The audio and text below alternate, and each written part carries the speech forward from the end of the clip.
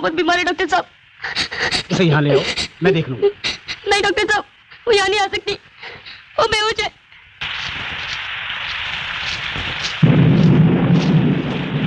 Doctor साहब, बेचारी ठीक तो हो जाएगी? कुछ कहा नहीं जा सकता, क्योंकि उन्हें कोई बीमारी नहीं है, बल्कि कोई बड़ा सदमा पहुंचा है। अजय अपनी माँ और मौसी के साथ रहता है। अजय की माँ की दिमागी हालत ठीक ना होने की वजह से अजय की मौसी ही उसका ख्याल रखती है।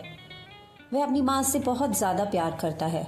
एक दिन अजय मुंबई आने के लिए निकलता है, लेकिन उसकी बस छूट जाती है। रास्ते में अजय को विक्की मिलता है, जो बॉम्बे ही जा रहा होता है। विक्की अजय को अपनी कार में साथ ले लेता है और बातों ही बातों में विक्की अजय को बताता है कि उसके माँ बाप इस दुनिया में नहीं रहे। कई सालों पहले बेंगलोर जाने वाले प्लेन एक्सीडेंट में दोनों मारे गए थे। अब कहानी में आती है सीमा। कॉलेज में पढ़ने वाली सीमा और अजय दोनों एक दूसरे से प्यार करते हैं। सीमा की छोटी बहन है प्रिया और सीमा के पापा बहुत बड़े बिजनेसमैन मदन चोपड़ा। मदन चोपड़ा को रेसिंग कार्स का बहुत शौक होता है और कार रेसिंग में पार्टिसिपेट करने वह मद्रास जाते हैं। रेसिंग में उनके साथ अजय भी होता है। अजय कार रेस जीतने ही वाला होता है, लेकिन आखिर में वह जानबूझकर हार जाता है। कार रेस के बाद मदन चोपड़ा अजय से मिलते हैं। अजय अपना नाम विक्की मल्होत्रा बताता है। जब मदन चोपड़ा अजय से पूछते हैं कि वह जानबूझकर क्यों हारा, तब अजय बताता है कि वह उन्हें अपना गुरु मानता है और वह बिल्कुल भी नहीं चाहता कि वह अपनी आखिरी कार रेसिंग हार जाएं। अजय की बात सुनकर मदन चोपड़ा काफी इम्प्रेस हो जाते हैं। अजय बताता है कि वह स्पोर्ट्स कार की डील्स करता है। मदन चोपड़ा अजय को बताते हैं कि प्रिया को स्पोर्ट्स कार चाहिए और इसी सिलसिले में प्रिया और अजय मुंबई में मिलते हैं, जहां उन दोनों के बीच प्यार हो जाता है। मेरा दिल था अकेला, तूने खेल ऐसा खेला, तेरी याद में जागूं रात भर। बाजीगर मैं बाजीगर, दिल वालों का मैं दिलबर। एक दिन प्रिया और अजय कार में घूम रहे होते हैं, तभी कुछ गुंडे प्रिया को छेड़ते हैं। अजय उनको खूब मारता है और इसी वजह से दोनों को पुलिस चौकी ले जाना पड़ता है। वहां पर प्रिया को उसके कॉलेज का दोस्त करण मिलता है। दूसरी तरफ सीमा अपने दोस्त अंजलि की बर्थडे पार्टी में जाती है। सीमा जब अपने घर जाती है तब देखती है कि उसके पापा उसकी शादी के लिए लड़का देख रहे थे। सीमा तुरंत अजय को फोन करके बताती है कि उसकी शादी होने वाली है। अजय सीमा को मिलने बुलाता है। सीमा अजय को बताती है कि उसके पिताजी इस रिश्ते के लिए कभी नहीं मानेंगे। तब अजय बताता है कि वह दोनों साथ में जी नहीं पाए तो क्या हुआ, मर तो सकते ही है ना। अजय शर्मा अपने होशो हवास में लिख रहा हूँ। मैं सीमा चोपड़ा अपने होशोहवास में लिख रही हूँ कि मैं किसी दबाव में ना आते हुए और अपनी जिंदगी से तंग आकर खुदकुशी कर रहा हूँ। खुदकुशी कर रही हूँ। फिर वह हंसते हुए सीमा को बताता है कि वह तो मजाक कर रहा था और वह सुसाइड नोट अपने पास रख लेता है। वह दोनों चुपके से शादी करने का फैसला करते हैं और दूसरे ही दिन अजय और सीमा मैरिज ब्यूरो में जाते हैं, लेकिन वहां पर लंच टाइम होने की वजह से ऑफिस बंद होता है। अजय सीमा को टेरेस पर ले जाता है, जहाँ सीमा अजय को मंगलसूत्र दिखाती है। उस मंगलसूत्र में सीमा और अजय का फोटो होता है। अजय वह मंगलसूत्र ले लेता है और अपने पास रख लेता है। अजय बातों ही बातों में सीमा को बिल्डिंग की दीवार पर बिठाता है और उसे छत से फेंक देता है। मैं तुम्हें आजाद कर रहा हूँ, मुझे माफ कर देना।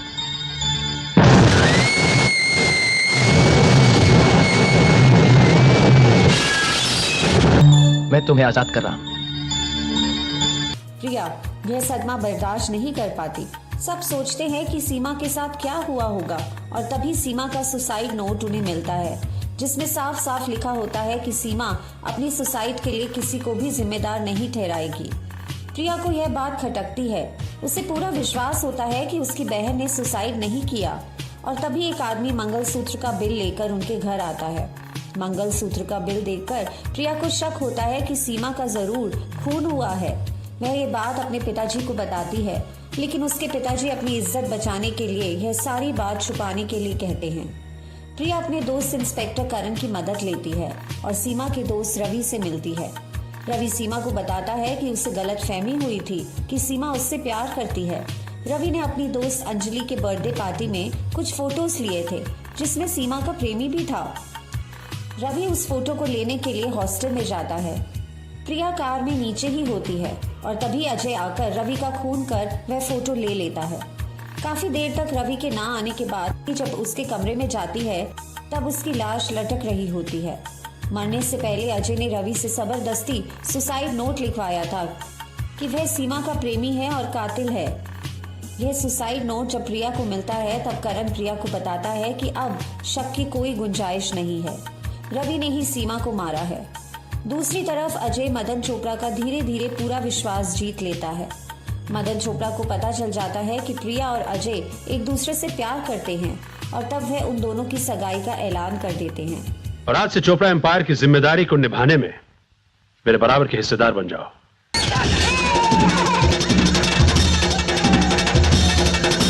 भाई साहब मुझे माफ कर दो। इसे माफ कर दीजिए। हाँ। इंसान से गलती हो ही जाती है। प्रिया अजय के साथ शॉपिंग कर रही होती है तब उसे सीमा की बेस्ट फ्रेंड अंजलि मिलती है।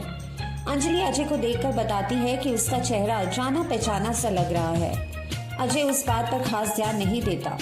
दूसरे दिन प्रिया और अजय की सगाई होती है और तभी अंजलि को अचानक उसके बर्थडे का वह फोटो मिलता है जिसमें अजय भी होता है। वह तुरंत प्रिया को फोन लगाती है लेकिन अजय मदन चोपड़ा बनकर अंजलि के साथ बात करता है और अंजलि सारी हकीकत उसे बताती है और अजय रात को ही अंजलि के घर जाकर उसका खून कर देता है और फिर वह अंजलि की लाश को समुद्र में बहा देता है। टीवी पर न्यूज में प्रिया को पता चलता है कि अंजलि की लाश मिली है। करण प्रिया से मिलने आता है और बताता है कि अंजलि ने उस रात प्रिया से बात करने की कोशिश की थी। मदन चोपड़ा अपनी कंपनी के काम से कहीं बाहर जा रहे होते हैं तब वे अजय के नाम पावर ऑफ अटॉर्नी करवा देते हैं ताकि बिजनेस रिलेटेड फैसले लेने में अजय को आसानी रहे। दूसरी तरफ प्रिया अपनी बहन सीमा के कातिल का पता लगाने करण का सहारा लेती है। करण बताता है कि रवि और अंजलि दोनों प्रिया को सीमा के खून के बारे में कुछ बताना चाहते थे और इसीलिए दोनों की मौत की गई। करण को यकीन होता है कि कातिल प्रिया की हर बात जानता है और यह सारी बात अजय चुपके से सुन लेता है और प्रिया को खूब खरी खोटी सुनाता है कि वह करण से अकेले में मिलती है। तब प्रिया अजय को बताती है कि सीमा का कातिल जिंदा है। अजय यह बात सुनकर चौंक जाता है। वह प्रिया का मूड ठीक करने उसे एक क्लब में ले जाता है जहां उसे उसका दोस्त विकी मिलता है। विकी अजय को उसके नाम से बुलाता है तब अजय उसे पहचानने से इनकार कर देता है। अजय और विकी में बहस हो जाती है तब विकी बताता है कि वह असली विकी मल्होत्रा है और अजय झूठा है। प्रिया को इस बात से काफी शक होता है और वह एयरपोर्ट जाकर असली विकी का पता लगाने उसके घर पहुंचती है।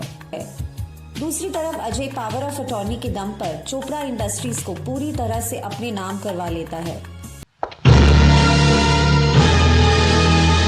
बॉस, मेरी सारी जिंदगी की कमाई तू हड़प गया। कौन है ये शर्मा? चोपड़ा, याद कर उस देवता समान इंसान को जिसने तुझे गले लगाया था।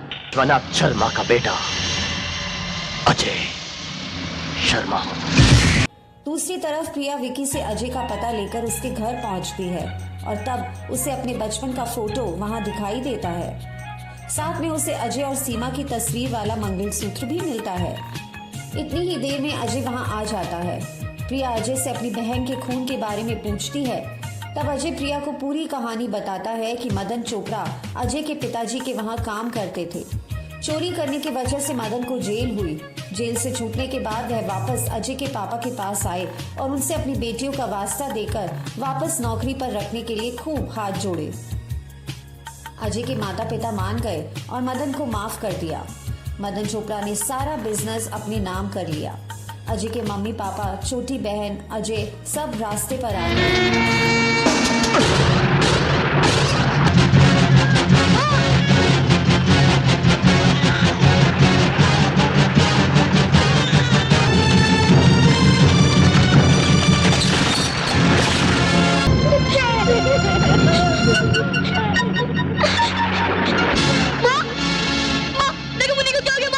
और इसीलिए अजय ने अपने पिताजी का बदला पूरा करने सीमा का कत्ल किया, मदन चोपड़ा का पूरा बिजनेस अपने नाम किया। और अब प्रिया को पूरी बात समझ में आ रही थी और तभी मदन चोपड़ा अपने गुंडों के साथ वहां पहुंच जाते हैं और वे अजय को गोली मार देते हैं।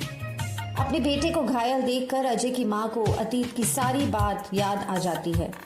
अजय मदन चोपड़ा पर हमला कर उसकी जान ले लेता है। और आखिर में अजय अपनी माँ की बाहों में अपना दम तोड़ देता है।